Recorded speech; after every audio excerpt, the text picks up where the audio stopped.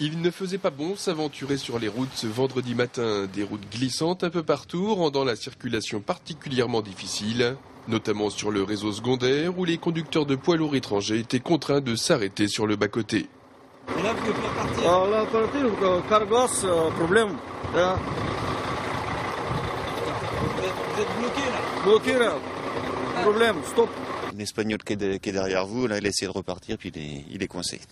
Des camions bloqués et des automobilistes bien impuissants devant des routes transformées en véritables patinoires. Je me suis arrêtée parce qu'il y avait du monde là, et puis j'ai pas pu redémarrer, donc j'ai demandé aux agents de m'aider à avancer la voiture. Oui, ça glisse énormément là, c'est vraiment très dangereux.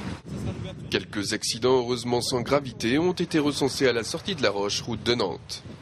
Ils ont été surpris, c'est pas sablé sur les voies de sortie, donc forcément, voilà quoi, c'est plus d'attention qu'il faut et ils ont eu beaucoup de mal à contrôler les véhicules. Il y a une troisième voiture aussi qui a vu l'accident, qui a fait plein de tours, qui s'est arrêté plus loin, donc plus peur que de mal. Il y a eu que de la tôle. Souvent on va voir une trace blanche, on va donner le coup de volant et c'est peut-être là justement l'erreur.